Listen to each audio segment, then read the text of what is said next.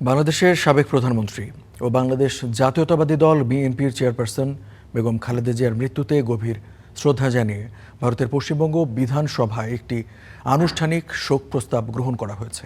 পশ্চিমবঙ্গ বিধানসভা সচিবালয়ের পক্ষ থেকে গত মঙ্গলবার এই গৃহীত শোক প্রস্তাবের একটি আনুষ্ঠানিক অনুলিপি ও শোকবার্তা বিশেষ বার্তাবাহকের মাধ্যমে ঢাকার উদ্দেশ্যে প্রেরণ করা হয়েছে।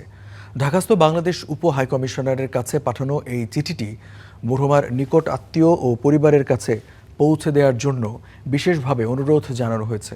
পশ্চিমবঙ্গ বিধানসভা সচিবালয়ের প্রিন্সিপাল সেক্রেটারি সুমেন্দ্রনাথ দাস স্বাক্ষরিত ওই চিঠির বিবরণী থেকে জানা গেছে, চলতি বছরের ৩ ফেব্রুয়ারি মঙ্গলবার অনুষ্ঠিত বিধানসভার বিশেষ অধিবেশনে স্পিকার রথীন্দ্রনাথ বসু তার শোক বার্তায় প্রয়াত বেগম খালেদা জিয়াকে শ্রদ্ধা জানিয়ে বিস্তারিত স্মৃতিচারণ করেন।